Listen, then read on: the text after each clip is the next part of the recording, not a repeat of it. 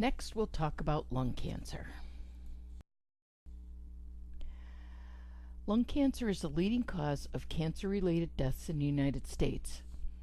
Lung cancer accounts for 28% of all cancer deaths, more than those caused by breast, prostate, and colon cancer combined. An estimated 225,000 new cases of lung cancer will be diagnosed, and 160,000 deaths will occur each year in the United States.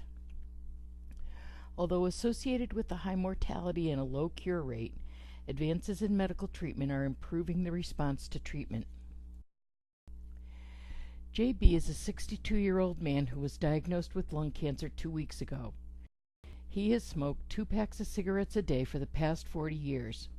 He works as a chemical engineer in a plastics industry. What factors in JB's history increase his risk for lung cancer?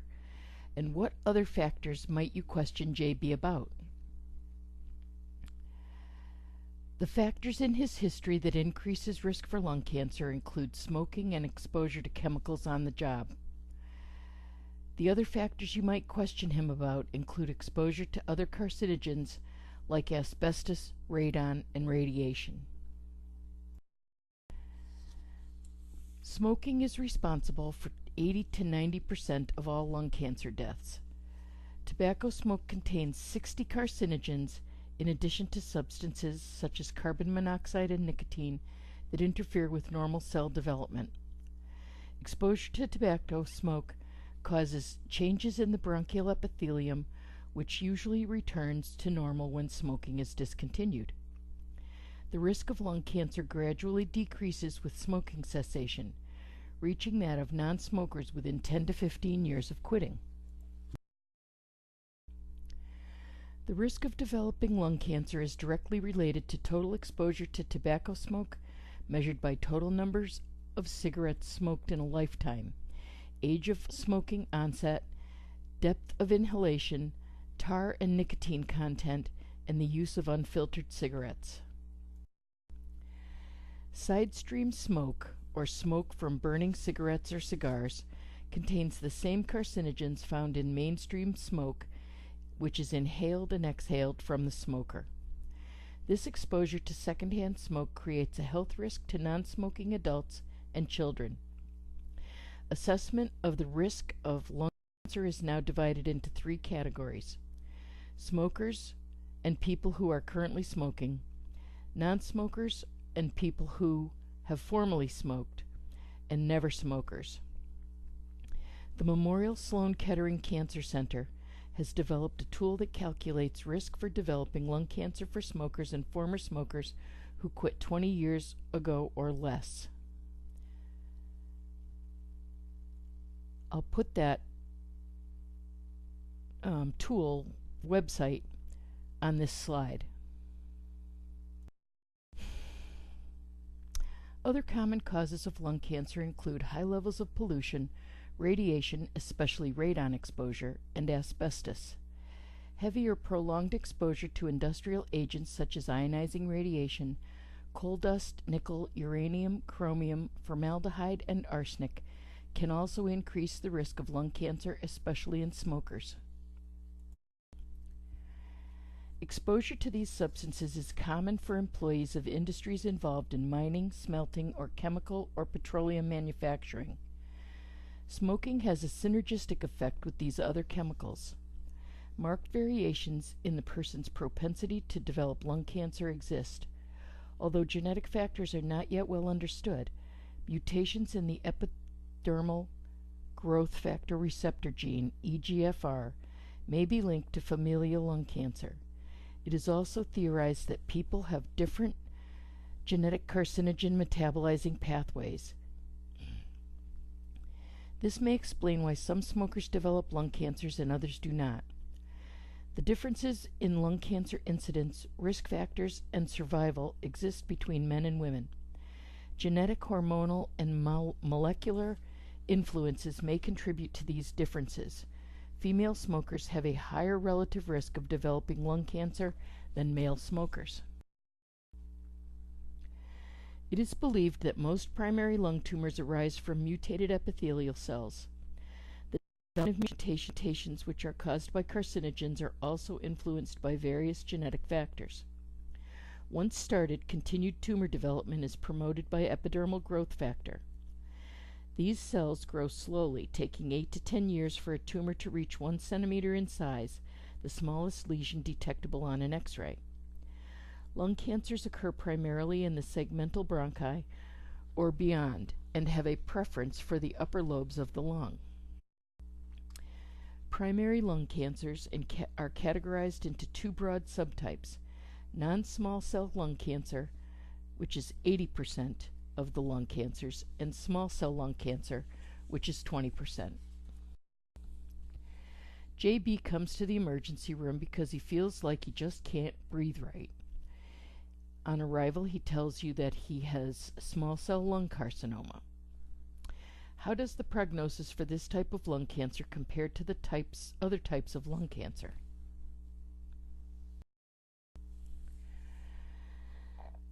Non-small cell lung cancer includes squamous cell carcinoma, adenocarcinoma, and large cell carcinoma. Squamous cell carcinoma is slow-growing, centrally located, so it produces early symptoms of a non-productive cough and hemoptysis.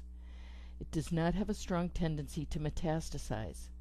Surgical resection may be attempted. Adjuvant chemotherapy and radiation is used. Depending on the staging, life expectancy is better than for small cell lung cancer.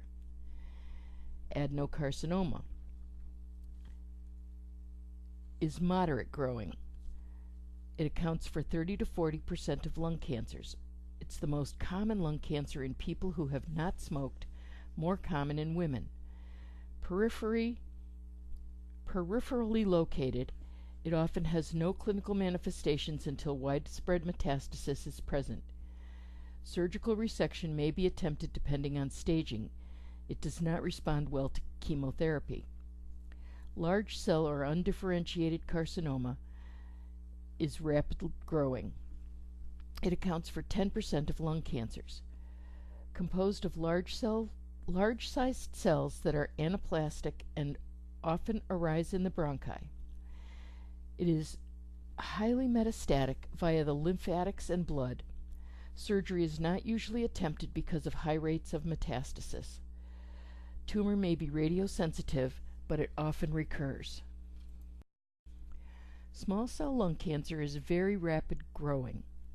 It accounts for 20% of lung cancers and is the most malignant form. It spreads early via lymphatics and bloodstream and frequently metastasizes to the brain. It's associated with endocrine disturbances. Chemotherapy is the mainstay of treatment, but there's an overall poor prognosis. Radiation is used as adjuvant therapy as well as a palliative measure. Peripheral adenocarcinoma. The tumor shows prominent black pigmentation suggestive of having evolved in an anthracotic scar. The gray-white tumor tissue is infiltrating the lung. Histologically, this tumor was identified as a squamous cell carcinoma. Where would JB's cancer most likely metastasize to?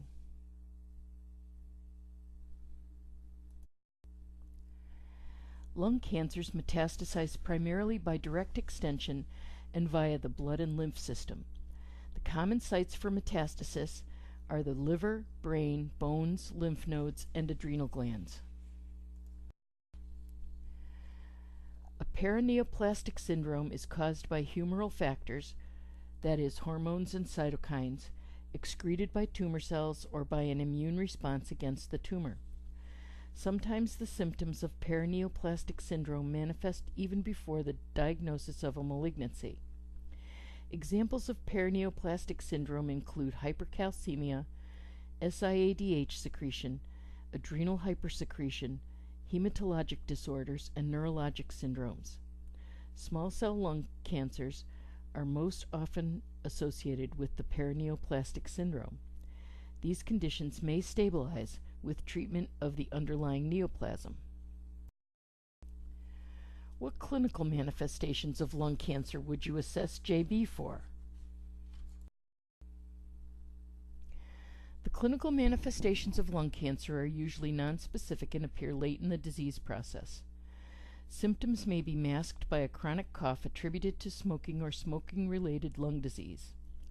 Manifestations depend on the type of primary lung cancer, its location, and metastatic spread.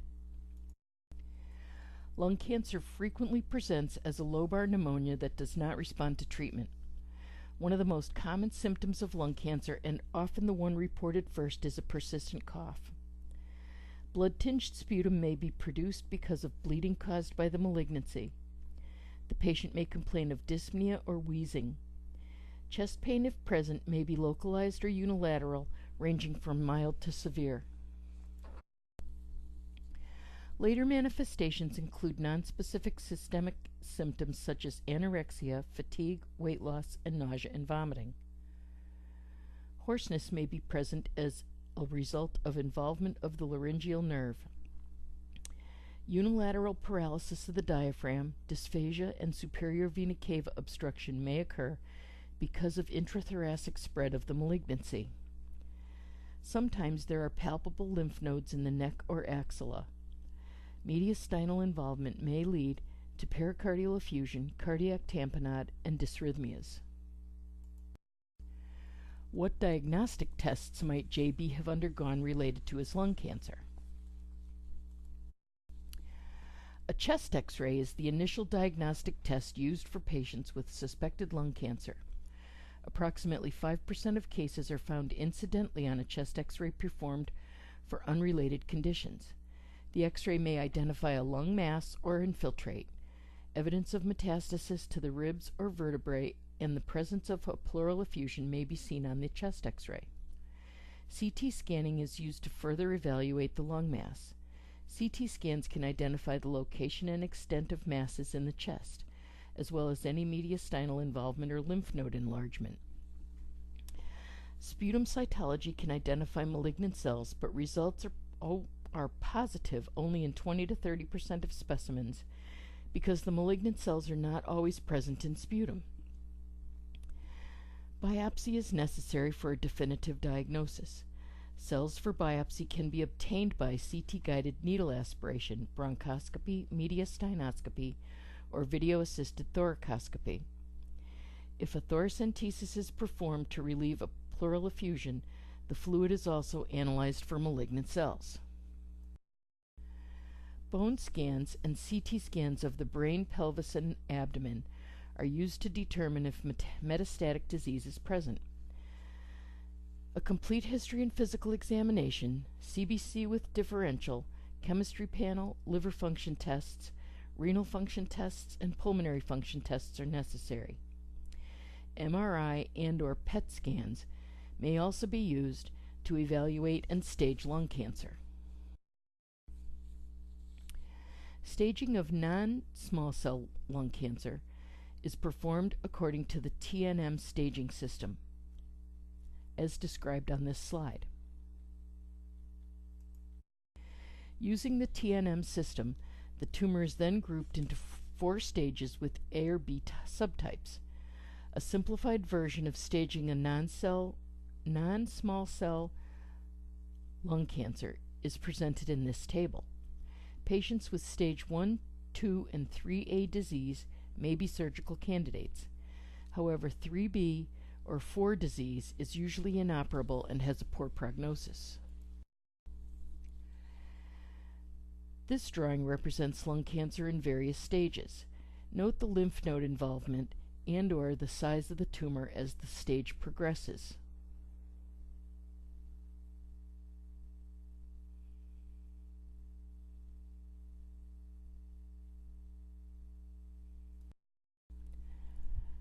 Staging of small cell lung cancer by TNM has not been useful because this cancer is very aggressive and is always considered systemic.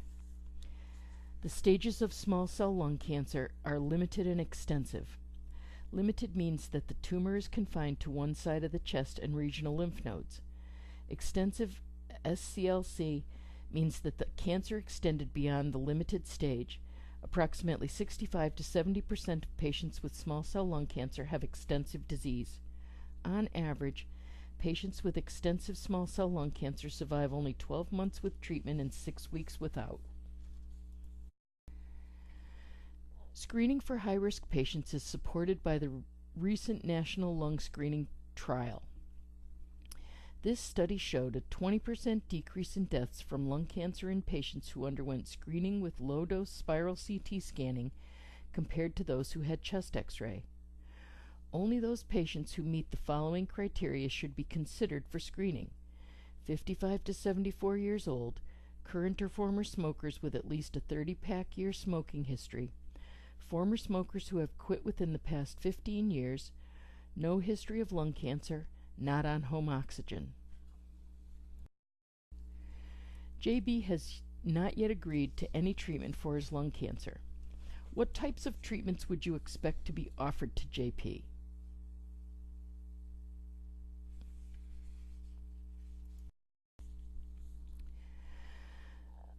Surgical therapy is the treatment of choice in non-small cell lung cancer stages 1 to 3A without mediastinal involvement because resection provides the best chance for a cure. For other non-small cell lung cancer stages, patients may require surgery in conjunction with radiation therapy and chemo. 50% of non-small cell lung cancers are not resectable at the time of diagnosis. The surgical procedures that may be performed include pneumonectomy or removal of one entire lung, lobectomy or removal of one or more of the lobes of the lung, or segmental or wedge resection procedures. Video-assisted thoracic surgery, VATS, may be used to treat lung cancers near the outside of the lung. Surgery is generally not indicated for small cell lung cancer because of its rapid growth and dissemination at the time of diagnosis. Radiation therapy may be used as treatment for both non-small cell and small cell lung cancers. Radiation therapy may be given as curative therapy, palliative therapy to relieve symptoms, or adjuvant therapy in combination with surgery or chemotherapy. Radiation therapy may be used as primary therapy in an individual who is unable to tolerate surgical resection due to comorbidities. Radiation therapy also relieves symptoms of dyspnea and hemoptysis resulting from bronchial obstruction tumors and treats superior vena cava syndrome. It can also be used to treat pain that is caused by metastatic bone lesions or cerebral metastasis. Sometimes radiation is used preoperatively to reduce the tumor mass before surgical resection. Complications of radiation therapy include esophagitis, skin irritation, nausea and vomiting, anorexia, and radiation pneumonitis. Stereotactic body radiotherapy, SBRT, also called stereotactic surgery or radiosurgery, is a new lung cancer treatment. SBRT provides an option for patients with very early stage lung cancers who are not surgical candidates because of other medical reasons. It is a type of radiation therapy that uses high dose of radiation delivered very accurately to the tumor. SBRT is an outpatient procedure that uses special positioning procedures and radiology techniques so that a high dose of radiation can be delivered to the tumor and only a smaller part of the healthy lung is exposed. Therapy is given over 1 to 3 days. Chemotherapy is the primary treatment for small cell lung cancer. In non-small cell lung cancer, chemotherapy may be used in the treatment of non-resectable tumors or as adjuvant therapy to surgery. A variety of chemotherapy drugs and multi-drug regimens, such as protocols, have been used. Chemotherapy for lung cancer typically consists of combinations of 2 or more drugs. Targeted therapy uses drugs that block the growth of molecules involved in specific aspects of tumor growth. Because they inhibit growth rather than directly kill cancer cells, targeted therapy may be less toxic than chemo. One type of targeted therapy for patients with non-small cell lung cancer inhibits tyrosine kinase, an enzyme associated with epidermal growth factor receptor. These drugs block signals for growth in the cancer cells. An example of this is erlotinib or Tarceva. Another kinase inhibitor, crizotinib or Xalkori, is used to treat patients with non-small cell lung cancer who have an abnormal anaplastic lymphoma kinase or ALK gene. This drug directly inhibits the kinase protein produced by the ALK gene that is responsible for cancer development and growth. Other drugs inhibit the growth of new blood vessels or angiogenesis by targeting vascular endothelial growth factor. An example of this type of drug is bevacizumab or Avastin. Patients with small cell lung cancer have early metastases, especially to the central nervous system. Most chemotherapy does not penetrate the blood-brain barrier. Therefore, after successful systemic treatment, the patient is at risk for cerebral metastases.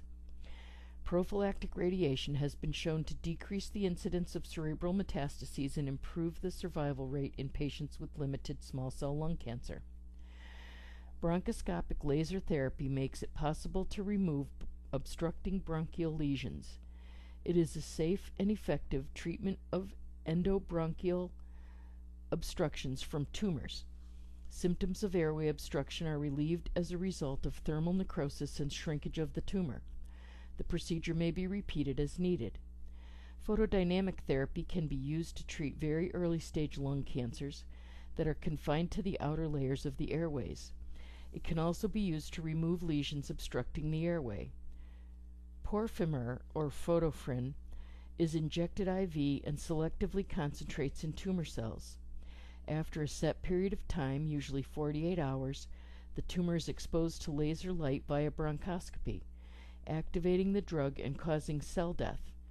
Necrotic tissue is removed with bronchoscopy a few days later. This process can be repeated if necessary. Stents are used alone or in combination with other techniques for relief of dyspnea, cough, or respiratory insufficiency. The advantage of an airway stent is that it supports the airway wall against collapse or external compression and can delay extension of tumor into the airway lumen. Radiofrequency ablation therapy is being used to treat small non-cell lung cancers tumors that are near the outer edge of the lungs. This therapy is used as an alternative to surgery in patients who cannot or elect not to have surgery. A thin needle-like probe is inserted through the skin into the tumor. CT scans are used to guide placement. An electrical current is then passed through the probe, which heats and destroys tumor cells. Local anesthesia is used for this outpatient procedure.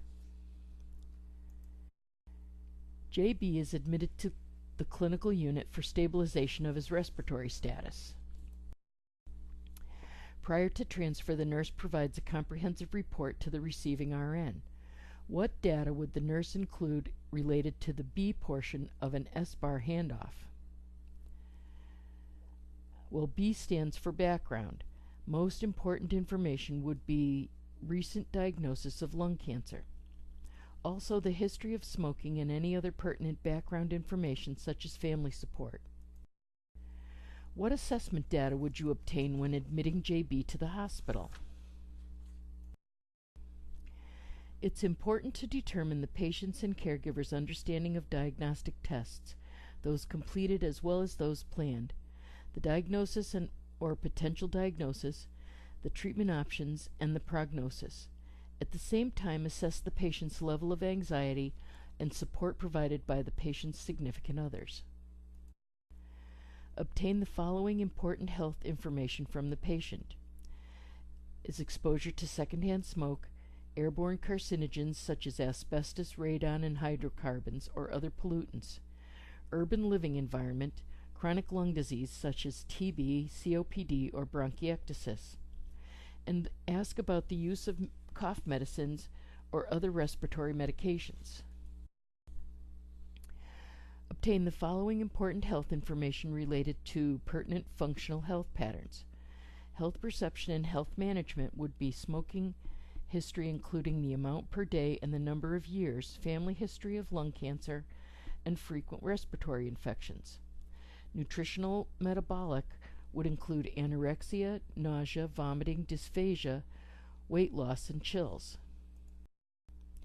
Activity exercise would include fatigue, persistent cough, either productive or non-productive, dyspnea at rest or with exertion, or hemoptysis. Cognitive perceptual includes chest pain or tightness, shoulder and arm pain, headache, or bone pain. A focused assessment would be in order as well, and in general you'd look for fever, neck and axillary lymphadenopathy, paraneoplastic syndrome, that is, syndrome of inappropriate ADH secretion. In tegumentary, you'd look for jaundice, indicating liver metastasis, edema of the neck and face, indicating superior vena cava syndrome, or digital clubbing. And for respiratory, look for wheezing, hoarseness, stridor, unilateral diaphragm paralysis, or pleural effusion. For cardiovascular, you would look for a pericardial effusion, cardiac tamponade, or dysrhythmias. Neurologic would be an unsteady gait indicating brain metastasis, and musculoskeletal would include pathologic fractures and muscle wasting. Possible diagnostic findings would be observance of lesions on chest x-ray, CT, or PET scan, MRI findings of vertebral spinal cord or mediastinal invasion, positive sputum or bronchial washings for cytologic studies, or positive fiber optic bronchoscopy and biopsy findings. While planning care for JB, what nursing diagnoses would be the most appropriate? While not all-inclusive, some appropriate nursing diagnoses for a patient with lung cancer include ineffective airway clearance related to increased tracheobronchial secretions and presence of tumor, anxiety related to lack of knowledge of diagnosis or unknown prognosis and treatments, ineffective self-health management related to lack of knowledge about the disease process and therapeutic regimen, ineffective breathing pattern related to decreased lung capacity, or impaired gas exchange related to tumor obstructing the airflow. The overall goals are that the patient with lung cancer will have effective breathing patterns, adequate airway clearance, adequate oxygenation of tissues, minimal to no pain, and a realistic attitude about treatment and prognosis. The best way to halt the epidemic of lung cancer is to prevent people from starting to smoke, or for smokers to stop smoking. Because most smokers start smoking in the teenage years, prevention of teen smoking has been a significant role in reducing the incidence of lung cancer. Modeling healthy behavior by not smoking, promoting smoking cessation programs, and actively supporting education and policy changes related to smoking are important nursing activities. Many changes have occurred as a result of recognition that passive smoke is a health hazard.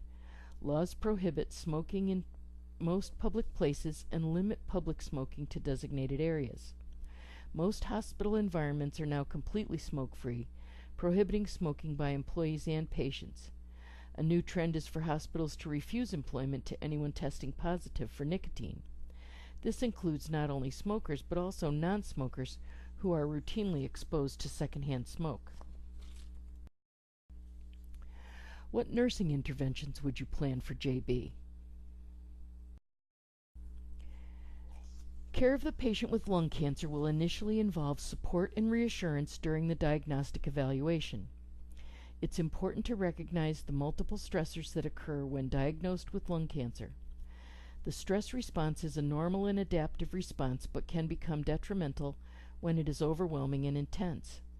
Patients suffer the stress of their symptoms, including dyspnea and cough. Diagnostic and therapeutic procedures provide additional stress by placing patients in unfamiliar environments with unusual and perhaps painful results. Emotional stressors include the knowledge of the high mortality rate of lung cancer and the causal effect of cigarette smoking, worries about role performance and being able to care for their family while undergoing cancer treatment provides further stress. Carefully assess each individual as he or she will experience unique stressors. The insight gained will help in guiding the patient and caregiver to cope with the stress of the illness and treatment. Individualized care will depend on the plan for treatment. Assessment and intervention in symptom management are pivotal, as well as teaching the patient to recognize signs and symptoms that may indicate progression or recurrence of disease. Provide patient comfort, teach methods to reduce pain, monitor for side effects of prescribed medications, foster appropriate coping strategies for the patient and caregiver, assess smoking cessation readiness, and help patients to assess resources to deal with the illness. JB's healthcare provider reviews his diagnostic findings and recommends chemotherapy as well as radiation therapy. What can you do to help JB with anticipatory guidance if he elects to get treatment? Well, you can teach him about treatment choices, what to expect, side effects, and the expected duration of treatment. What can you do to prepare JB for his discharge to home? You want to teach signs and symptoms that he should report, such as hemoptysis, dysphagia, chest pain, and hoarseness. Counseling patients on smoking cessation and prevention is essential in decreasing morbidity and mortality risks associated with lung cancer. The patient and family should be encouraged to provide a smoke-free environment. This may include smoking cessation for multiple family members. If the treatment plan includes the use of home oxygen, part of the teaching plan must include the safe use of oxygen. For many individuals who have lung cancer, little can be done to significantly prolong their lives. Radiation therapy and chemotherapy can be used to provide palliative relief from distressing symptoms. Constant pain may become a major problem. The palliative care team should be involved as the patient and family move toward the end of life. The patient and family may need information about disability, financial planning, and community resources for end-of-life care such as hospice.